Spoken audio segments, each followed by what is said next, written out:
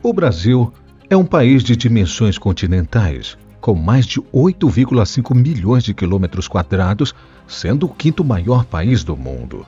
Com lindas e diversificadas paisagens, o território brasileiro possui desde morros e montanhas até planícies, planaltos e cerrados.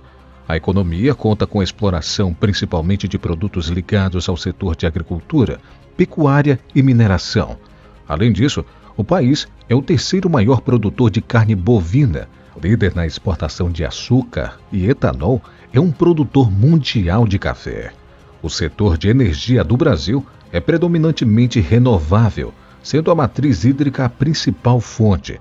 Porém, devido à crise hídrica, os investimentos em outras fontes energéticas vêm crescendo ano após ano.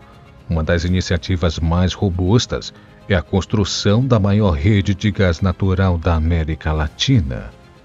Isso é o Construction Time. Eu sou Luciano Guimarães e neste vídeo você vai entender sobre a maior obra de gás natural da América Latina, construída aqui no Brasil.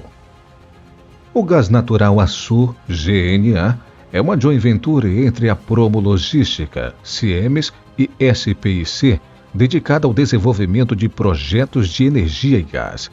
A companhia está construindo o maior parque termoelétrico e gás natural da América Latina no Porto do Açu, em São João da Barra, no norte do estado do Rio de Janeiro.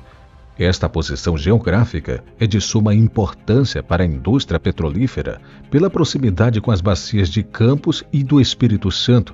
Controlado pela Promo Logística, o Porto do Açu é um dos principais complexos portuários do Brasil. São duas usinas térmicas movidas a gás natural, a GNA1 e GNA2, com 3 gigawatts de capacidade, além de um terminal de regasificação de GNL de 21 milhões de metros cúbicos ao dia. As duas gerarão energia para atender 14 milhões de residências. Isso equivale ao consumo residencial do Rio de Janeiro, Minas Gerais e Espírito Santo juntos. Mas o que motivou a construção deste megaprojeto, que tem investimentos de 8,5 bilhões de reais?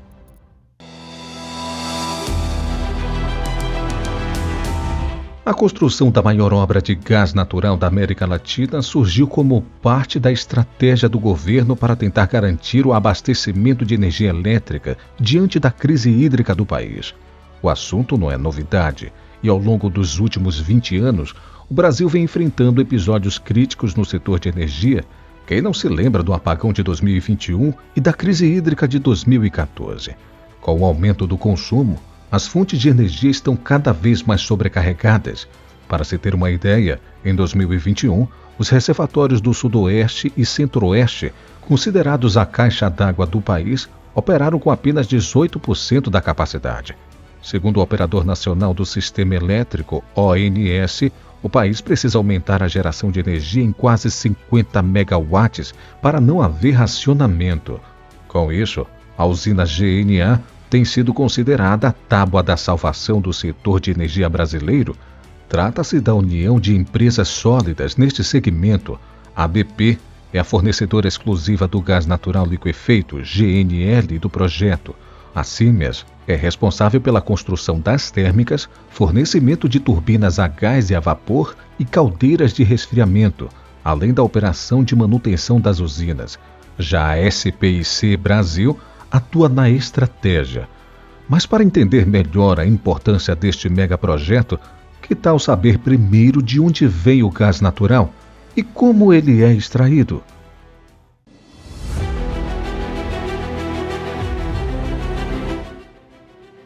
O gás natural foi formado há milhões de anos por organismos mortos que afundaram no oceano e se prenderam em rochas sedimentares. Ao longo do tempo, eles foram convertidos em gás natural, o qual fica preso pela rocha e permanece no subsolo até ser extraído. O gás natural líquido pode ser vendido para vários usos, como em refrigerantes e para produzir plásticos. Uma vez extraído, o gás natural é enviado através de tubos para ser processado. São separados os hidrocarbonetos e fluidos do gás natural puro para produzir o que é conhecido como gás natural seco. Então, o gás é liquefeito para transporte em navios-tanque. Este tipo de gás é chamado de gás natural liquefeito ou GNL e tem uso doméstico para aquecimento industrial ou para gerar eletricidade. Ele também pode ser comprimido e usado para abastecer veículos e como matéria-prima para fertilizantes, células de combustível de hidrogênio e outros processos químicos. No projeto do maior parque de geração a gás natural da América Latina, a primeira parte é a GNA1, também chamada de Usina Termoelétrica Novo Tempo, e cuja construção começou em 2019. O principal equipamento que compõe a ilha de potência da termoelétrica é a turbina a gás GT13, modelo SGT6 8000H, fornecida pela Siemens. É a mais eficiente do gênero a chegar ao Brasil. O equipamento pesa cerca de 291 toneladas, tem 11 metros de comprimento e 4,8 metros de altura.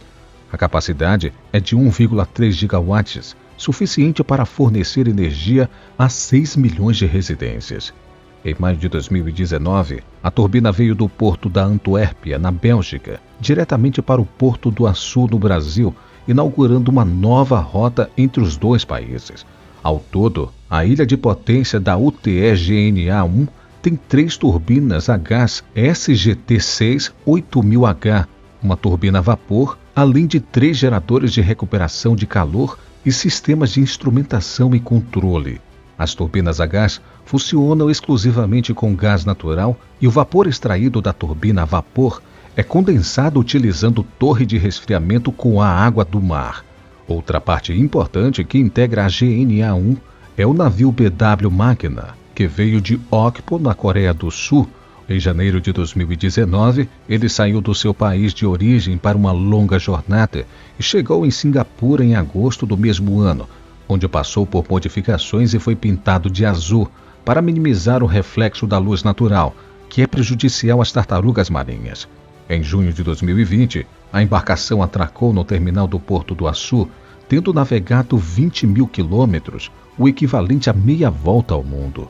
O trabalho do BW é receber a carga de gás natural liquefeito importado na forma líquida e transformá-la para gasosa, além de armazená-la. A capacidade do BW é para armazenar e regasificar até 20 milhões de metros cúbicos por dia. O BW tem dimensões impressionantes. Seu comprimento é de 294 metros, maior do que a extensão dos Arcos da Lapa, no Rio de Janeiro. A altura é de 50 metros, ou seja, 12 metros a mais do que o Cristo Redentor.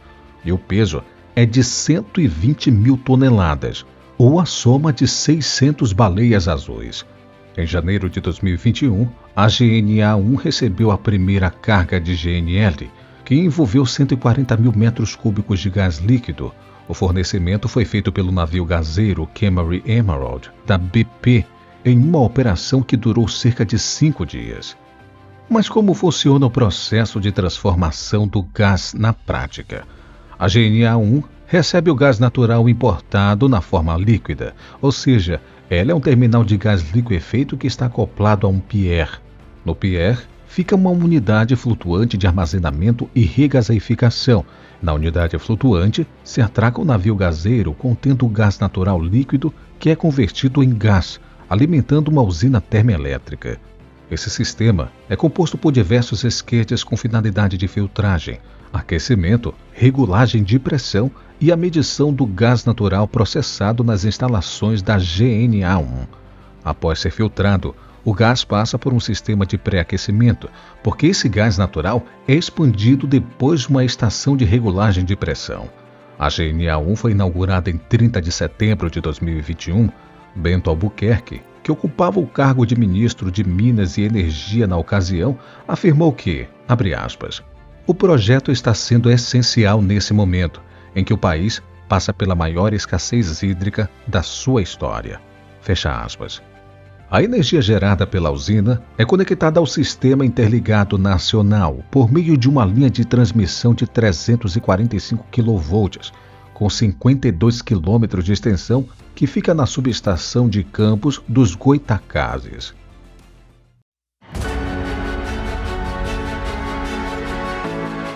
Outra importante obra no setor de energia do Brasil é a usina termoelétrica Porto de Sergipe, na Grande Aracaju.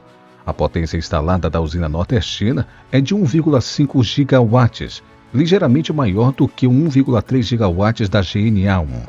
Já sobre a capacidade de armazenamento e de regasificação, a usina Porto de Sergipe atinge até 21 milhões de metros cúbicos por dia de gás natural, enquanto a GNA1 atinge 28 milhões de metros cúbicos.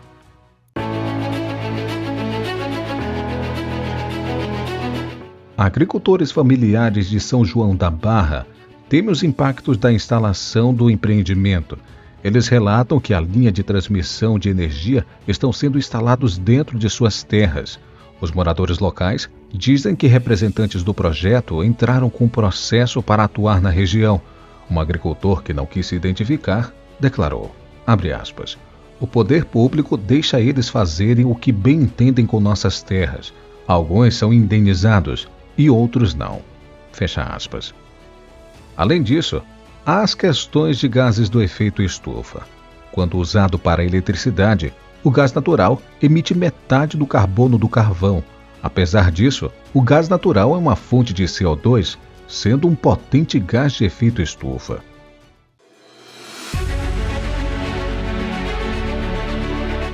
Além da GNA1, está a construção da GNA2, que terá 1,6 gigawatts de capacidade instalada.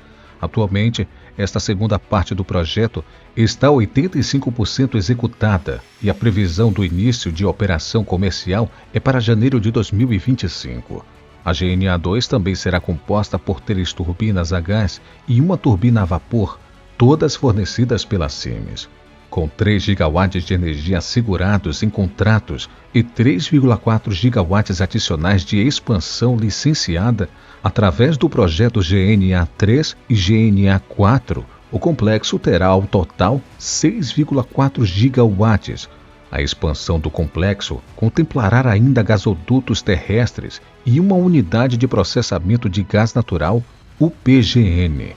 Desde o início do projeto, o Norte Fluminense tem atraído empreendimentos como hotéis e restaurantes. Já foram gerados mais de 12 mil postos de trabalho para a mão de obra local, o que tem garantido o sustento de familiares de uma região que antes carente de oportunidades.